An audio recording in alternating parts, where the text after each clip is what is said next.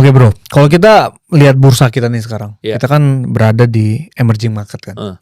Apa yang bikin bursa kita tuh lebih menonjol daripada bursa mungkin di negara lain di emerging market ini bro? Bursa kita itu karena kecil ya, naiknya gampang kalau menurut gua. Oke. Jadi kayak contohnya misalnya ada orang yang dia koar-koar gitu ya, misalnya kan ada orang bilang kan, "Oh, Ko Andri ini sesat nih, suka belinya sahamnya yang kecil-kecil," gitu loh. Harusnya kalau beli saham itu yang gede-gede, yang blue chip. Menurut gua dia yang salah. Dia yang salah. Kenapa? Kalau lu mau beli saham yang gede, lu daripada BCA lu beli aja Nvidia. Oke. Lu beli aja Amazon. Oke. Lu beli aja Google. Oke. Dalam 100 tahun dia masih lebih tahan lama daripada perusahaan di Indonesia. Oke. Jadi kalau mau gede lu sekalian gede sekalian. Justru di Indonesia yang menarik itu yang kecil-kecil. Karena yang kecil-kecil ini multiplier-nya tuh gede. Baggernya gede. Baggernya gede. Ya tergantung lu posisi keuangannya di mana. Kalau misalnya posisi keuangannya masih miskin, masih kurang, ya lu harus carinya yang multiplier gede. Iya. Kalau lu cari duit lu dikit, lu carinya yang aman, Kapan kayanya? kapan kayanya bro? Oke. Gitu kan.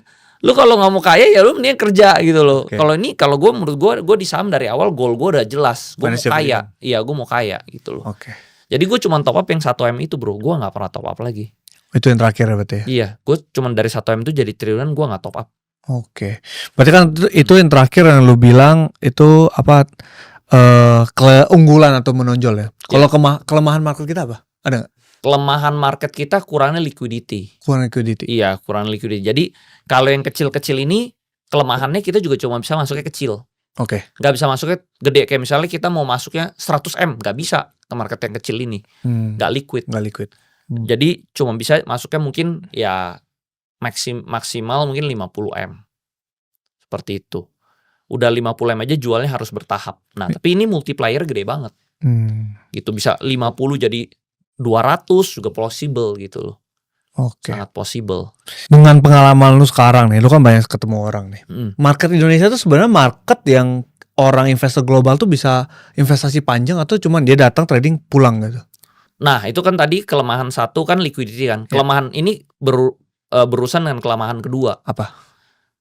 Pilihan emitennya perusahaannya kurang banyak. Kurang banyak. Iya. Kurang beragam. Kurang beragam. Nah, jadinya itu yang mengakibatkan orang tuh cuman trading, udah selesai, udah untung, dia jual, cabut.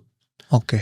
Dia contoh misalnya dia lihat asing ya, dia lihat blue chip kita murah, dia masuk, dia lihat udah tinggi, terus dia lihat kayaknya ekonominya kurang bagus, ya udah dia cabut, dia jual, dia cabut, dia ambil keuntungannya.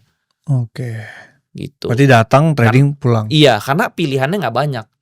Jadi yang kita harus lebih bagus tuh pilihannya banyak tapi bagus-bagus ya. Nah sekarang susahnya itu pengennya banyak tapi yang bagus dikit. Oke. Gitu. Jadi kurang beragam. Oke.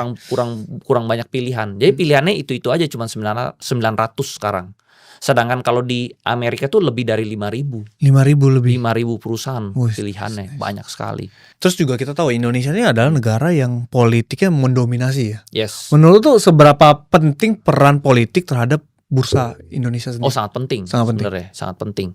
Kalau misalnya pemerintahnya nggak pro ke bursa, ya tentunya bursanya crash biasanya. Tapi kalau kebijakannya sangat pro dengan bursa, financial, ya bursanya biasa naik. Bursa biasa naik. Iya, contohnya misalnya begitu Ibu Sri Mulyani diganti Pak Purbaya, kan Pak Purbaya orang bursa nih, ya kan market euforia banget. To the moon ya. Iya, jadi itu sebenarnya market itu lebih tentang psikologis gitu loh. Oke. Tentang apa ya? Kayak contohnya nih, misalnya anak kecil ya. Kita belum beliin dia mainan nih. Tapi kita janjiin dia, besok papa beliin kamu mainan ya. Mereka udah euforia, mereka udah happy. Udah senang. Itu yang terjadi di bursa bro. Kayak anak-anak. Dia bilang, ini saham to the moon. Ya dia udah seneng duluan, dia euforia, dia udah market udah naik gitu loh. Tapi sedangkan misalnya kalau dikasih yang negatif-negatif ya dia sahamnya turun. Sama juga anak kecil kalau misalnya kita bilang kamu nggak bisa ini kita negatif terus ya dia juga jadi negatif juga. Gitu. Okay. Jadi sangat berpengaruh gitu loh. Ekonomi Indonesia juga sangat berpengaruh. Jadi sebenarnya bursa saham Indonesia itu cerminan dari ekonomi Indonesia. Apapun yang terjadi di ekonomi Indonesia, bursa saham tuh jalan duluan. Kalau ekonominya lagi membaik, bursanya udah naik duluan. Sebelum ekonominya membaik dia udah naik duluan. Oke. Kalau kebijakan ekonominya memburuk, sebelum ekonominya memburuk bursanya udah crash duluan. Gitu. Jadi tahun 2025 bursa saham tuh crash karena kebijakan politiknya kurang tepat waktu itu. Nah, sekarang begitu kebijakan politiknya lebih tepat, sahamnya naik. Nah, jadi dia selalu lebih cepat. Yang terjadi di bursa saham. Oke bro, ini kan lagi panas banget isu MSCI nih. Sebenarnya mungkin lu bisa jelasin lu ke penonton nih, mungkin banyak yang belum tahu MSCI itu apa dan kenapa dampaknya tuh segede ini ke market kita. Jadi MSCI itu Morgan Stanley Capital Index sebenarnya. Itu indeks di Amerika. Jadi dia tuh memang ada porsi-porsinya buat dia invest ke negara-negara di luar Amerika lah. Termasuk ada Amerika juga, mungkin paling gede, tapi negara-negara lain tuh ada juga. Termasuk Indonesia tuh juga ada 1%-an gitu. Nah, 1%-nya duit dari MSCI itu sangat gede buat market Indonesia. Nah, jadi konglo-konglo yang ngerti itu semua tuh pada ngincar supaya dia bisa masuk indeks MSCI ini. Karena dengan dia masuk indeks MSCI ini, dana besar tuh cair ke emiten tersebut. Jadi ya ownernya bisa jual dalam jumlah besar.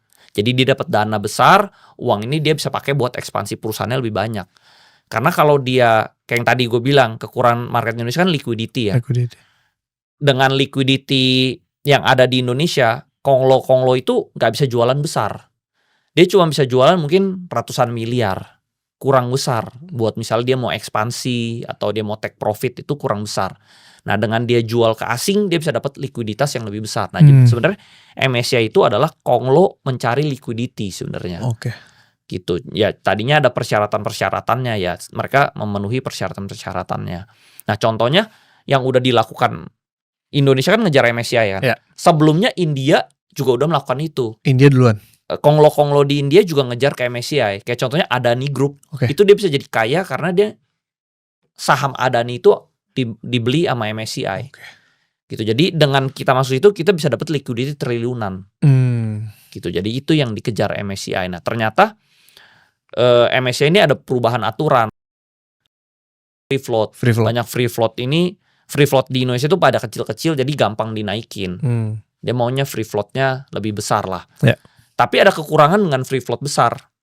Saham jadi susah naik, bro. Saham jadi susah naik. Iya. Karena barangnya banyak. Barangnya banyak. Gitu. Dengan barangnya dikit, ya contohnya misalnya kita toko tas lah ya, bro ya. Toko tas Hermes.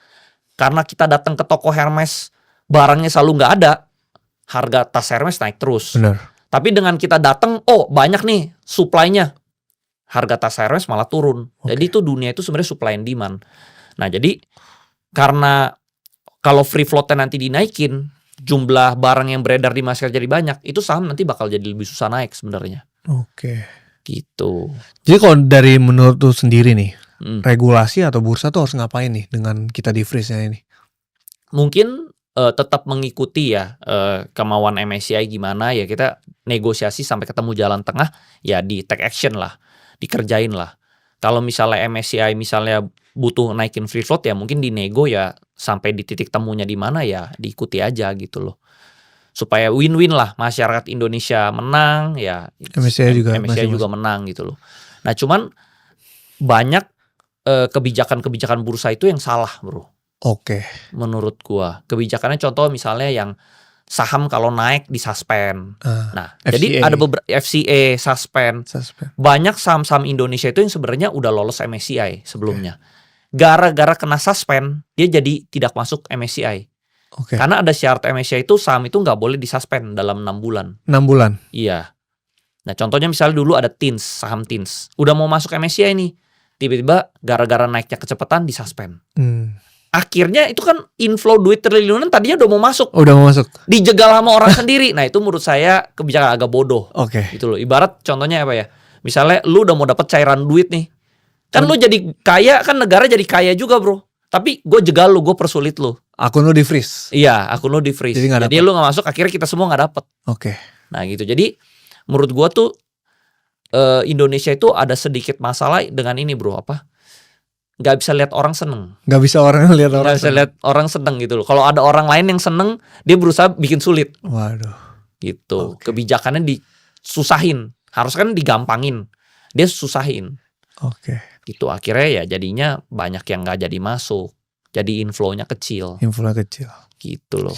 Tapi kalau lu nih, lu dikasih kewenangan tuh, apa kebijakan yang akan lu lakukan nih? Misalnya Andre Hakim dapat nih, apa kebijakan yang akan lu lakukan? Dapat apa nih? Dapat jabatan lah untuk mengubah hukum nih. Ya sih nggak mungkin. Enggak, misalnya nih. Misalnya. Apa yang lu ingin lakukan terhadap bursa kita?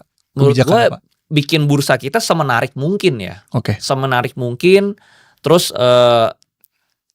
orang-orang anak-anak muda kita diajarin gitu cara berinvestasi. Perusahaan-perusahaannya juga dipilih jadi bagus-bagus gitu ya. Perusahaannya dibagusin. Perusahaan-perusahaan yang tadinya misalnya private juga banyak kita. Ayo dong yang tentunya yang bagus ya. Bagus. Kan misalnya ada Orang Tua Group, misalnya ada Wings Group, itu kan juga masih private tuh, bagus-bagus. Itu mungkin boleh disuruh publik gitu kan. Jadi makin banyak pilihannya gitu loh. Terus udah gitu ya, kalau naik jangan dikit-dikit disuspend. Oke. Gitu loh. Justru kalau turun yang harus ditegur emitennya. Pump and dump ditegur emitennya gitu loh. Tapi arah ARB lu bakal hapus? Arah ARB sih mungkin masih oke ya. Cuman kalau di Amerika sih sebenarnya tidak ada limit. Ya, tidak ada limit. Tidak ada limit. Ya cuman mungkin dilimitin di Indonesia karena mungkin free floatnya kecil, takut banyak gorengan kali ya. Mungkin itu mungkin ada sebabnya sih. Kalau itu gue mungkin masih paham lah. Yang nggak paham itu suspend bro. Naik di suspend tuh gue nggak paham. Karena contoh nih ya, gue tadinya investor nih. Gue mau invest buat jangka panjang. Tapi saham gue udah naik terus. Begitu naik terus, tadinya gue mau buat jangka panjang, gue akhirnya jadi trader. Iya. Gue jadi, karena ini besok mau disuspend nih, karena sebelum suspend kan ada namanya UMA. Unusual Market Activity. Yeah. Begitu gue tahu saham gue kena UMA, pasti di situ gue jual. Yeah. Dari tadinya gue mau jadi investor, gue jadi trader. Nah itu salah kebijakan seperti itu. Tuh, lu jadi merugikan investor. Yang tadinya orang udah untung nih, sahamnya naik udah untung. Disuspend akhirnya jadi ARB berjilid. Akhirnya investor dari rugi, akhirnya karena dia rugi dia keluar, dia nggak jadi investor lagi, udah dibalik kerja. Nah itu menurut gua kebijakan bodoh. Ya daripada duit lu di freeze ya. Iya, lu merugikan masyarakat gitu. Justru yang turun yang lu harus permasalahin, bukan yang naik. Menurut gua sih itu ya.